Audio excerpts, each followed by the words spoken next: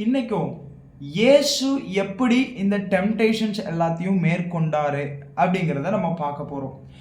ஜீசஸும் நம்மை போல பாடுள்ள மனுஷனாக தான் இந்த பூமிக்கு வந்தாருங்கிறது எல்லாரும் அறிஞ்ச உண்மை. ஆனால் ஜீசஸ் எப்படி டெம்டேஷன்ஸை கையாண்டாரு, எப்படி ஜெயித்தாருங்கிறத வசனத்தின் வாயிலாக பார்க்க போகிறோம்.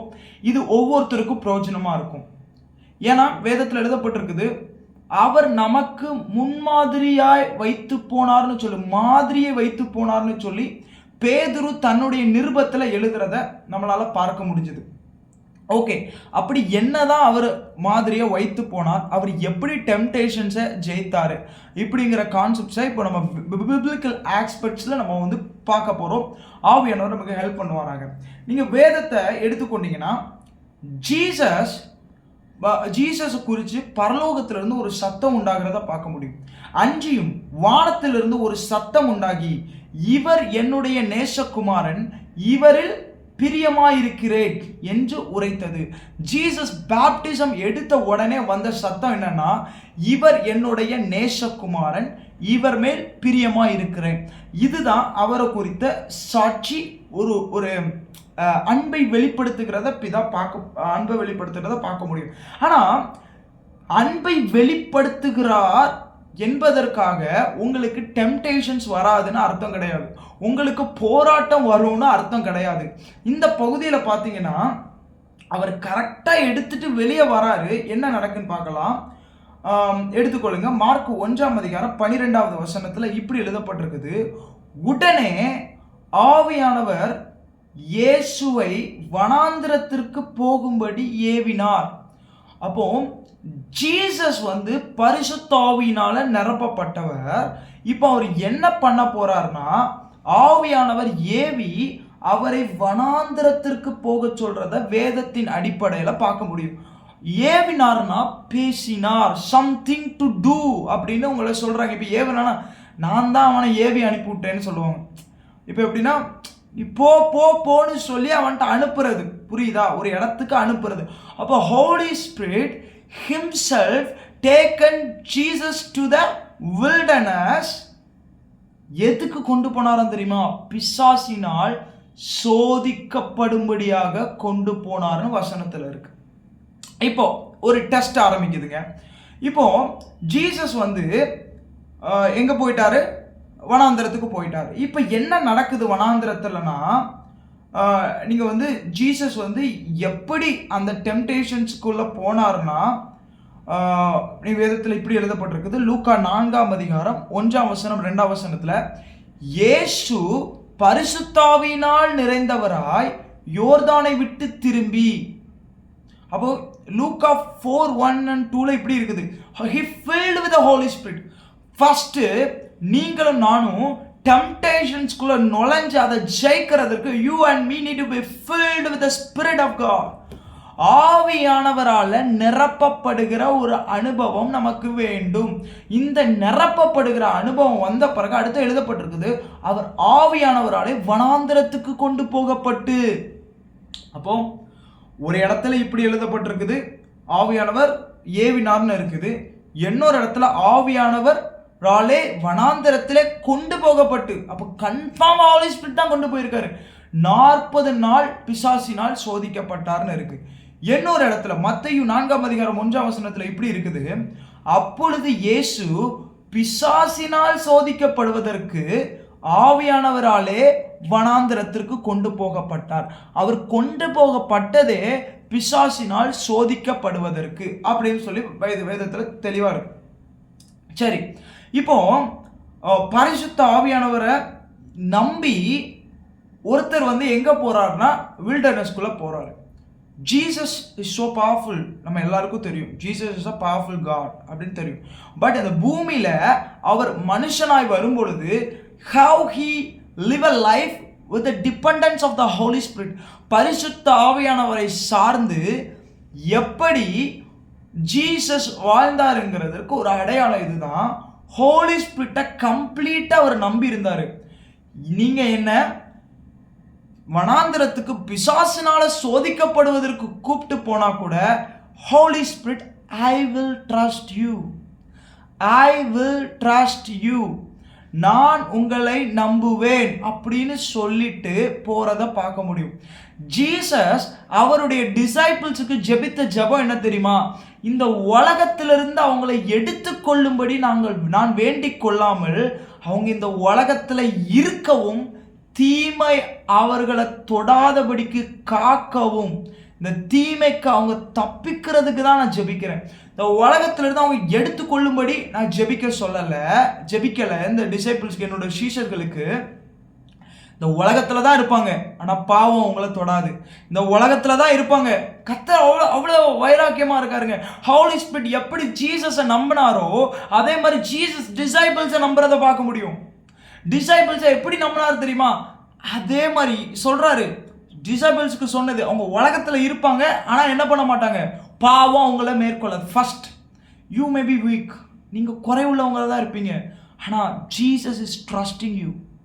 நீங்க அறிந்து கொள்ளணும், நீங்க குறைவுள்ள, என்ன ட்ரஸ்ட் பண்ற அளவுக்கு நான் பெரிய ஆள் இல்லை. Yes, Jesus trust you. இதை நீங்க அறிஞ்சுக்கணும் ஃபர்ஸ்ட். அப்போ ஜீசஸ் என்ன தைரியத்தில் இதை போயிருப்பாருன்னா, ஏசாயா 59:19 எப்படி இருக்குது? வெள்ளம் போல் சத்துரு வரும்போது கர்த்தருடைய ஆவியானவர் அவனுக்கு விரோதமாய் கொடியேற்றுவார். அப்போ வசனத்துல தெளிவா இருக்குது, சத்துருவானவன் வந்தனா ஆவியானவர் கொடியேற்றுவார்னு சொல்லி. இப்போ ஜீசஸ் 3 விதத்துல டெஸ்ட் பண்ணப்படுறது நம்ம எல்லாருக்கும் தெரியும். ஒன்று மாம்சத்தின் இச்சை, கண்களின் இச்சை, ஜீவனத்தின் பெருமை. 3 டைப் ஆஃப் டெஸ்ட் சாத்தான் கொடுக்கறத நம்ம பார்க்க முடியும்.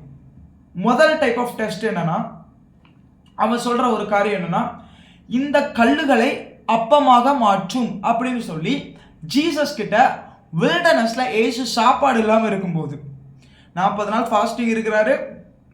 40 நாளுமே அவன் சோதிச்சிருக்கான் ஜீசஸை. இப்போ ஸ்பெசிஃபிக்கா 3 காரியத்தை எழுதப்பட்டிருக்குது. என்ன நடந்துச்சுன்னா, முதலாவது இந்த கல்லுகளை அப்பமாக்கும் அப்படின்னு சொன்னார். இது எதை குறிக்குதுன்னா, மாம்ச இச்சைகளுக்காக இயேசு தன்னுடைய வரங்களை பயன்படுத்துவாரா அப்படின்னு ஒரு கொஸ்டின் மார்க்குக்காக தான் இந்த காரியத்தை செய்திருக்கான். எப்பவுமே நீங்க இல்லாம இருக்கும்போது, உங்க மாம்சத்துக்குரிய தேவைகள் ஏதோ இந்த உலகத்திலேயோ ஏதோ ஒரு காரியத்திலேயோ உங்களுக்கு இல்லாம இருக்கும்போது, முதல்ல உங்களை டெஸ்ட் பண்றது என்னன்னா, நீ தேவனுடைய குமாரனே ஆனால், நீ கர்த்தருடைய பிள்ளையானா உனக்கு இது நடந்திருக்க கூடாதே, ஏன் நடக்குது? It's a devil's question. Always it's a devil's question. ஜீசஸ்ட ஒவ்வொரு டெம்டேஷன் அப்போ, நீ தேவனுடைய குமாரனை ஆனால், நீ தேவனுடைய குமாரனை ஆனால், நீ தேவனுடைய குமாரனை ஆனால்னு கேட்கறதுக்கு எதுக்குன்னா, முதல்ல அதுதான் உங்களுடைய நம்பிக்கையை. நான் அவர் பிள்ளை, அவர் பார்த்துப்பார். பைபிள் என்ன இருக்கு? பரமபிதா அதை அறிந்திருக்கிறார், உங்களுக்கு என்ன தேவை என்று. பட் அந்த இடத்துல ஒரு கொஸ்டினை உண்டாக்குவான். காட் ஆதாம் அண்ட் ஏவாளுக்கு ஒரு காரியத்தை சொல்லியிருந்தாங்க, இது எல்லாத்தையும் சாப்பிடலாம், ஆனா இதை சாப்பிடக்கூடாது. இப்போ எந்த கமாண்ட்மெண்ட்ஸ் இருக்கோ அந்த கமாண்ட்மெண்ட்ஸ்ல தான் சாத்தான் கொஸ்டினே எழுப்புவான். எல்லாத்தையும் சாப்பிடக்கூடாதுன்னு சொன்னாரா? This is a question. கொஸ்டின்ஸை நிறைய இருதயத்தில் எழுப்புவோம். அதற்கு ஆப்போசிட்டா இந்த கொஸ்டின்ஸ் உங்களுக்குள்ள எழுப்பப்பட்டுச்சுன்னா, உங்களுக்கு அதற்குரிய ஆன்சர்ஸ் வேணும். அதற்குரிய ஆன்சர்ஸ் இல்லைன்னா, surely you and me will fall in sin. பாவத்தில் இப்போ இந்த கொஸ்டின்ஸை எழுப்பின உடனே ஏவாளுக்கு ஒரு ஆன்சர் கொடுத்தாங்க. பட் அவன் அதை திரும்பி ட்விஸ்ட் பண்ணதை பார்க்க முடியும். ட்விஸ்ட் பண்ண உடனே ஏவாள் என்ன பண்ணிட்டாங்கன்னா, அதை பறித்து சாப்பிட்டுட்டாங்க பழத்தை. பட் ஜீசஸ் பாருங்க, இந்த கல்லுகளை அப்பமாய் மாற்றும்னு சொன்ன உடனே ஜீசஸோடைய செயல்பாடை நம்ம பார்த்தோம்னா, அவர் ஒரு காரியத்தை சொல்றாரு. மனுஷன் அப்பத்தினால் மாத்திரமல்ல, கர்த்தருடைய வாயிலிருந்து புறப்படுகிற ஒவ்வொரு வார்த்தையினாலும் பிழைப்பான் என்று எழுதியிருக்கிறதே அப்படின்னு சொல்லி, முதல் லை ஆஃப் டெவில், முதல் பொய், நீ தேவனுடைய குமாரனா இருந்தா இந்த கல்லை அப்பமா மாத்தும். இதை மாத்து, அதை மாறலையே, அது கல்லா தானே இருக்கு. This is a questions of devil. முதல் கேள்வி இதுதான். ஆனா ஜீசஸ் வசனத்தை அறிந்திருந்ததுனால ஜெயித்தாருன்னு பார்க்க முடியுது. நீங்க கொஞ்சம் பாருங்க, இது எங்கேயோ தூரத்தில் இருந்தவருக்கு அவரா இமேஜின் பண்ணி இந்த வசனத்தை பேசிட்டாரானா? இல்லை, அவருக்கு ஜீசஸ்க்கு உபாகமம் 8 அதிகாரம் 3 வசனத்துல பைபிள்ல இருந்து எடுத்து சொல்லியிருக்காரு. வசனம் தாம்பாட்டுக்கு வாயில வரல, தாம்பாட்டுக்கு அவர் பேசல. he know Deuteronomy, அவருக்கு உபாகமம் தெரியும். அதனால அந்த வசனத்தை அவர் எடுத்து பேச முடிஞ்சது சரியான நேரத்தில். இப்போ இன்னும் கூட நீங்க பாத்தீங்கன்னா 2வது டெம்டேஷன்ஸ் நடக்குது. தேவாலயத்தின் உப்பரிக்கையின் மேல் நிறுத்தி தாழ குதியும், ஏனெனில் தம்முடைய தூதர்களுக்கு கட்டளையிடுவார் என்று. அப்போ இப்போ அடுத்த லெவல், நீ தேவனுடைய குமாரனை ஆனால் இதுல இருந்து தாழ குதியும். இப்போ 2வது அவன் ஜீவனத்தின் பெருமையை கொண்டு வரான். நீ யாருப்பா, நீ ஜீவனுள்ள தேவனுடைய குமாரன் தானே, அப்போ உன்னுடைய நீ மேல இருந்து குதி, உனக்கு தான் தூதர்கள் உண்டப்பா, உனக்கு தான் தூதர்கள் கூட்டம் உண்டு, நீ கூப்பிட்ட உடனே நிறைய பேர் வருவாங்க, நீ குதிச்சு பாரு அவங்க காப்பாத்துறாங்களான்னு பார்ப்போம். இது செகண்ட் டைப், இது ஜீவனத்தின் பெருமை. இது என்ன பண்ணும்னா, முதல்ல நான் சொல்றேன், உங்களை சாத்தான் எப்படிலாம் உங்க மைண்ட்ல ட்ரிக்கி பண்ணி உங்களை வீழ்த்துவாங்கிறதுக்கு முதல் அடையாளம், முதல்ல உங்க மைண்டை என்ன சொல்லலாம், நீ தேவனுடைய குமாரனானு டவுட் பண்ண வைப்பான். எப்படின்னா, நீங்க இருக்கிற ஸ்டேட்ல நீ அவருடைய குமாரன்லாம் இதெல்லாம் உனக்கு நடந்திருக்கணுமே, உனக்கு நடக்கலை, அப்போ நீ actually you might not be the son of God அப்படின்னு ஒரு கொஸ்டின் உங்களுக்குள்ள கொண்டு வர ட்ரை பண்ணுவான். 2வது, நீர் அவருடைய குமாரன்றா, நீ ஜீவனுள்ள தேவனுடைய குமாரன், this is the time, fall, குதி, அவர் காப்பாத்துறாரா இல்லைன்னு பார்ப்போம். புரியுதா? 2 எக்ஸ்ட்ரீமுக்கு உங்களை கொண்டு போக ட்ரை பண்ணுவோம். ஒன்று, உங்களை லோ ஆக்குவான், ஒன்றும் இல்லாத மாதிரி லோ ஆக்கி உங்களை வெறுமையாக்கி, இங்கே பாரு கல்லாக தான் இருக்குது, உனக்கு அப்பம் இல்லை, இதை மாற்று அப்படின்னு சொல்லி உங்களை ட்ரிகர் பண்ணுவான். 2வது அவன் பண்ணுறது, நீ தேவனுடைய குமாரன்னா குதி, அவர் காப்பாற்றுறாரா இல்லையான்னு பார்ப்போம். இது பெருமையான காரியத்துக்குள்ளே கொண்டு போய் விடுகிறது. 3வது ஒரு டெஸ்ட், சாத்தான் பண்ணுற ஒரு காரியம். அது என்னன்னா, பைபிளை நீங்கள் திறந்து பார்த்தீங்கன்னா அதையும் நம்ம பார்க்க முடியும். இயேசுவுக்கு பிசாசு உலகத்தின் சகல ராஜ்யங்களையும் அவைகளின் மகிமையையும் காண்பித்து சாஷ்டாங்கமாய் விழுந்து என்னை பணிந்து கொண்டால் இவைகளையெல்லாம் உமக்கு தருவேன் என்று சொன்னான். ஆனால் இயேசு என்ன சொன்னார்னா, அப்பாலே போன்னு சொல்லி அவனை கடிந்து கொண்டு உன் தேவனாகிய கர்த்தரை பணிந்து கொண்டு அவர் ஒருவருக்கே ஆராதனை செய்வாயாக என்று எழுதியிருக்கிறது. இந்த 3 வசனமும் எங்கே இருக்குன்னா உபாகமத்தில் தான் இருக்கு. ஃபர்ஸ்ட் கல்ல அப்பமாக்கும் போது இயேசு சொன்னார், மனுஷன் அப்பத்தினாலே மாத்திரமல்ல தேவனுடைய வாயிலிருந்து புறப்படுகிற ஒவ்வொரு வார்த்தையினால. இது எங்க இருக்குன்னா உபாகமம் 8ஆம் அதிகாரம் 3ஆம் வசனத்துல இருக்கு. இப்போ 2வது சொல்றான் பிசாசு, இங்க இருந்து தாழ குதியும், உன்னை தூதர்கள் காப்பாற்றுவாங்கன்னு சொல்றாங்க. அப்போ ஜீசஸ் சொன்னார், உன் தேவனாகிய கர்த்தரை பரீட்சை பாராதிருப்பாங்க. இது எங்க இருக்குன்னா உபாகம் 6ஆம் அதிகாரம் 16ஆம் வசனத்துல இருக்கு. இப்போ 3வது உலகத்துல உள்ள சகல ராஜ்யங்களை காண்பிச்சு அவரை பணிஞ்சு கொள்ளுன்னு சொல்றாங்க.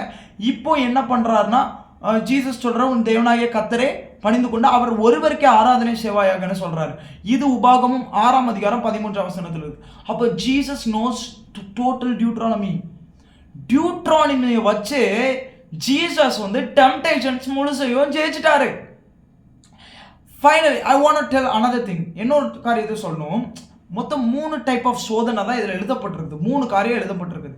நீங்கள் பார்த்தீங்கன்னா அது கண்களின் நிச்சயை கவர் பண்ணுறதை பார்க்குறோம், மாம்சத்தின் நிச்சயை கவர் பண்ணுறது பார்க்கணும், ஜீவனத்தின் பெருமையை கவர் பண்ணுறது பார்க்க முடியும். கண்களின் நிச்சயங்கிறது எல்லாத்தையும் அவர் காண்பிச்சு பிசாசு ஒரு டெம்டேஷனை கொடுக்கறத நம்ம பார்க்க முடியுது. இப்போ கொஞ்சம் நீங்கள் இமேஜின் பண்ணி பாருங்க, இந்த 3யுமே ஜீசஸ் வின் பண்ணது வசனத்தினால. இந்த 3மே நீங்க நினைக்கிற மாதிரி டெம்டேஷன்ஸ் டைரக்டா பாவமா வராது. ஃபர்ஸ்ட் வேர்டிங்ஸா வரும், லைஸா வரும். பிசாசு எதையாவது சொல்லுவான், அதை பாரு, உனக்கு இந்த பூமியில் உள்ள மகிமை எல்லாத்தையும் காட்டுவான். உங்கள்கிட்ட போகும்போது ஒரு பொண்ணோடைய அழகை காட்டுவான். ஒவ்வொரு இடத்துலையும் உங்களை ஒவ்வொரு விதமாக டெஸ்ட் பண்ணுவான். பணத்தோடைய மரியாதையை காட்டுவான், பதவியோடைய மரியாதையை காட்டுவான். கண்களின் இச்சையில விழுறோமான்னு பார்ப்பான். மாம்சத்தின் இச்சை, சில உணர்வுகள், ஆசைகளுக்கு உங்களை விட்டு கொடுக்க ட்ரை பண்ணுவான். நீங்க அது எல்லாமே அவன் வார்த்தையை போடும்போது இந்த வசனத்தின்படி இப்படி எழுதியிருக்கு, இந்த வசனத்தின்படி இப்படி எழுதியிருக்கு, இந்த வசனத்தின்படி இப்படி எழுதியிருக்கு நீங்க கண்டுபிடிக்கும் போது ட்ரூத் உங்களுக்குள்ள வந்த உடனே உங்களுக்குள்ள நீங்க நம்பி இருந்த பொய் எல்லாமே அழிஞ்சு போயிடும். இப்போ இப்போ இப்படி மட்டும் இருந்தா நீங்க ஜெயிச்சிடலாம். ஆனா இல்ல, ஜீசஸ் ஒரு காரியம் செஞ்சாரு. அப்பொழுது போ சாத்தானே என்று, அப்பாலே போ சாத்தானே என்று கடிந்து கொண்டு அதுக்கப்புறம் அவர் இந்த வசனத்தை சொல்லி அனுப்புறாரு. நீங்க பாத்தீங்கன்னா 3வது தடவை ஜீசஸ் கடிஞ்சு கொண்ட பிறகு பிசாசு அவர் பக்கத்துல நின்னதாக எழுதப்படவில்லை. சில காலம் தள்ளி இருந்தான்னு சொல்லி பார்க்க முடியும். அப்போ ஒரு காரியத்தை நம்ம நல்லா தெரிஞ்சுக்கிடணும். டெம்டேஷன்ஸ்க்கு நீங்கள் எப்போவுமே ஜெயிக்கணும்னா you need to fill yourself with word of God. எப்போவுமே நீங்கள் வசனத்தினால நிரம்பி இருக்கணும். முதல்ல நம்ம பார்த்தோம் பரிசுத்த ஆவியினால நிரம்பி இருக்கணும். ரெண்டாவது வேர்ட் ஆஃப் காடால் நீங்கள் நிரம்பி இருக்கணும். ஏன்னா அப்போதான் வேர்ட் ஆஃப் காடை வச்சு தான் நீங்கள் வந்து டெவிலோட ஃபைட் பண்ண முடியும். நீங்கள் ஜீசஸ் செஞ்ச ஒரு காரியத்தை நீங்கள் பாருங்களேன். He didn't went to temptation without Holy Spirit. He went with the Holy Spirit. அந்த வேதத்தில் இருக்க ஆவியானவர் தான் கொண்டே போனார்னு இருக்கு. ஆவியானவர் கொண்டு போனார்னா where is the Holy Spirit? கேட்கணும்ல. ஜீசஸ் வந்து நம்மை போலவே எல்லா விதத்திலையும் சோதிக்கப்பட்டு பாவம் இல்லாது இருக்கிறவராக இருக்கிற பிரதான ஆசாரியன்னு நமக்கு இருக்கிறாருன்னு சொல்லி எபிரேயர் 4ஆம் அதிகாரம் 15ஆம் வசனத்தில் இயேசுவை குறித்து எழுதப்பட்டிருக்கு. இப்போ எனக்கு ஒரு டவுட் என்னன்னா, எப்படி அவர் பாவம் இல்லாமல் இருந்தார்? ஆவியானவர் அவரை வனாந்தரத்தில் கூட்டு போனார். கூட்டு போய் இவர் ஆவினால நிரம்பப்பட்டவர் தான், ஆனாலும் ஹோலி ஸ்பிரிட்டோட சத்தத்தை கேட்டு வனாந்தரத்துக்கு போனார். He fasted for 40 days. He tempted for 40 days. அந்த டைமில் பிசாசு வந்து பேசுகிறத பார்க்க முடியும். ஒவ்வொரு டெம்டேஷன்ஸ் நடந்துட்டு இருக்குது. I need to know where is the Holy Spirit. இப்போ ஆவியானவர் எங்கே? கண்களின் இச்சை வரும்போது ஆவியானவர் எங்கே? மாம்சத்தின் இச்சை டெம்டேஷனை பிசாசு கொண்டு வரும்போது where is the Holy Spirit? ஜீவனத்தின் பெருமைங்கிற டெம்டேஷனை பிசாசு கொண்டு வரும்போது where is the Holy Spirit? இப்போ வேதத்தில் ஒரு வசனத்தை நம்ம வாசிக்க போறோம். யோவான் 14ஆம் வசனம் 26வது வசனம். என் நாமத்தினாலே பிதா அனுப்ப போகிற பரிசுத்த ஆவியுமாகிய தேற்றரவாளனே எல்லாவற்றையும் உங்களுக்கு போதித்து நான் உங்களுக்கு சொன்ன எல்லாவற்றையும் உங்களுக்கு நினைப்பூட்டுவார் அப்படின்னு இருக்கு. அப்போ the Holy Spiritோட ஒர்க் என்னன்னா, he will teach and he will remember you. First he will teach you, next he will remember you what he taught you already. First you and me need to go into the Bible and we need to read every scriptures. After, at the time while reading, the Holy Spirit will teach you. After reading, he will take you to the temptations. Devil will tempt you with the worldly stuffs like lust of the eyes, lust of the flesh, and the pride of life. He will be testing you with these things. At the time, the Holy Spirit will remember you what he taught at the last time. Can you understand this? ஒரு காரியத்தை ஆவியானவர் செய்கிறாரு. முதல்ல நீங்க ஸ்கிரிப்சரை படிக்கும் பொழுது அவர் உங்களுக்கு கற்றுக் கொடுக்கிறார். ஆவிக்குரியதை ஆவியானவரை அல்லாமல் ஒருவனும் அறிந்து கொள்ள முடியாது. அப்போ முதல்ல நடக்கிற ஒரு காரியம் என்னன்னா, ஆவியானவர் கற்றுக் கொடுக்கிறவர். ரெண்டாவது அவர் என்ன பண்றாருன்னா, first he is teaching. Next வந்து நீங்க அந்த பிரச்சனைகளுக்குள்ள நீங்க போகும்போது ஆவியானவர் உங்க கூட இருக்கிறதுனால அந்த டெம்டேஷன்ஸ்குள்ள நீங்க போகும்போது ஏற்ற நேரத்துக்கு ஏற்ற வசனத்தை ஞாபகப்படுத்துவார். பை த வே, கடைசியா நீங்க சில டெம்டேஷன்ஸ் உங்களோட வந்துகிட்டே இருக்கா, நீங்க கடிந்து கொண்டீங்கன்னா பிசாசு ஓடித்தான் ஆகும், அதோடைய கிரியை அழிக்கப்பட்டதாகும். இயேசு அவனை கடிந்து கொண்டார். அப்பாலே போ சாத்தானேன்னு கடிந்து கொண்டார். அவன் புறப்பட்டு போனான். இதுதான் பைபிள். அப்போ டெம்டேஷன்ஸை ஜெயிக்கணும்னா you and me need truth. You and me need Holy Spirit. Holy Spirit தான் ட்ரூத்தை கற்றுக் கொடுப்பாரு. ஹோலி ஸ்பிரிட் தான் நினைப்பூட்டுவார். எல்லாத்துக்கும் மேலே நீங்கள் எங்கெல்லாம் போகிறீங்க, ப்ளீஸ் ஒரு காரியம், உங்களுக்கு எங்கே டெம்டேஷன்ஸ் வருது? ஆஃபீஸில் வருதா, இல்லைனா ஸ்கூல்ஸில் வருதா, காலேஜஸில் வருதா, வீட்டில் வருதா? எங்கெங்க உங்களுக்கு டெம்டேஷன்ஸ் வருது? பக்கத்து வீடா, ஏற்ற வீடா, எங்கே எங்கே வருதோ அந்த இடத்துல நீங்கள் சொல்லுங்கள், நான் வந்து ரோட்டில் போகும்போது நான் சரியில்லை ஹோலி ஸ்பிரிட் அப்படின்னு நீங்கள் சொல்கிறீங்கன்னா நீங்கள் சொல்லுங்கள், I need your Holy Spirit. Because Jesus went to temptation with the help of Holy Spirit. பரிசுத்த ஆவியானவரோடு போகும்போது நீங்கள் கட்டாயம் ஜெயிப்பீங்க. அதனால தான் ஆவியானவர் வரும்போது எங்கேயோ அங்கே விடுதலையும் உண்டு, கட்டாயம் ஜெயம் உண்டு. நமக்கு ஜெயத்தை கொடுக்கிறவர் சத்ரு வெள்ளம் போல வரும்பொழுது பரிசுத்த ஆவியானவர் குடியேற்றுவார். அதனால உங்களுக்கும் எனக்கும் ரொம்ப இம்பார்ட்டன்ட் என்னன்னா, பரிசுத்த ஆவியானவரோடு கூட இருக்கிற அந்த ஐக்கியம். அந்த ஆவியானவர் தான் என்ன பண்றாருன்னா, ஒரு ஜெயமுள்ள ஒரு வாழ்க்கையை வாழ உதவி செய்கிறார். ஜீசஸ் எப்படிங்க பரிசுத்தமாக வாழ்ந்தாரு? He has a relationship with the Holy Spirit. Holy Spirit அவரை வில்டர்னஸ்க்கு போக சொன்னது தெரியும். பிசாசினால் சோதிக்கப்படுறது கூட்டு போனது தெரியும். பிசாசு சோதிக்கும் பொழுது ஏற்ற நேரத்தை ஞாபகப்படுத்தினது இயேசுவுக்கு தெரியும். ஒவ்வொரு காரியமும் ஜீசஸ்க்கு தெரியும். Has a relationship with the Holy Spirit, so he can easily able to defeat devil and he planted his kingdom on this earth. அவர் தெளிவாக தன்னுடைய காரியத்தையும் திட்டத்தையும் செய்வதற்கு காரணம் has a relationship with Holy Spirit. Today இதை கேட்குற யாராவது, நான் பரிசுத்த ஆவியினுடைய ரிலேஷன்ஷிப்பில் இல்லை, ஐ ஆம் ஃபீலிங் ஸோ டிஸ்ட்ரெஸ், நான் எனக்கு ரொம்ப ஸ்ட்ரெஸ் ஆகிட்டு இருக்கேன், ஐம் ஃபைட்டிங் அலாங், டெம்டேஷன்ஸால் ரொம்ப போராடிக்கிட்டு இருக்கேன். இன்னைக்கு you just welcome the Holy Spirit in your life, in your college, in your office, or any other places where you go, where you are often being tempted. You just call the name Holy Spirit, please help me. Just close your eyes. Now the Holy Spirit gonna encounter you. This is the time. Just close your eyes. பரிசுத்த ஆவியானவரே, யாரெல்லாம் இப்போ ஜெபிக்கிறாங்களோ ஒவ்வொருத்தர் மேலேயும் பரிசுத்த ஆவியானவருடைய தொடுதல் இறங்கும்படி நான் ஜெபிக்கிறேன். Whoever praying right now, there's a grace of the Jesus Christ மேலே ஒவ்வொருத்தர் மேலேயும் ஏசு கிறிஸ்துடைய கிருபை இறங்கட்டும். ஒவ்வொருத்தர் மேலேயும் பரிசுத்த ஆவியானவருடைய தொடுதல் இறங்கட்டும். Please strengthen them in the name of Jesus. ஒவ்வொருத்தரையும் பலப்படுத்துங்க. எல்லா பலவீனங்களும் நீங்கட்டும். டெம்டேஷனை ஜெயிக்கிறதற்குரிய சத்தியங்களை கற்றுக் கொடுங்க. பிசாசை துரத்துவதற்குரிய அதிகாரத்தை கொடுங்க. Please have mercy on the peoples. எங்கள் ஒவ்வொருத்தருக்கும் அப்படியே கிருபை அளிக்கிறதுக்காக நன்றின்னு உண்மை துதிக்கிறோம். அப்பா, யாரெல்லாம் ஜெபிக்கிறாங்களோ அவங்க எல்லாருக்காகவும் உண்மை துதிக்கிறோம், ஸ்தோத்தரிக்கிறோம். ஒவ்வொருத்தரையும் பிளஸ் பண்ணுங்கள். எல்லாருடைய குறைவுகளையும் நீங்கள் மாற்ற போகிறதுக்காக ஸ்தோத்திரம்.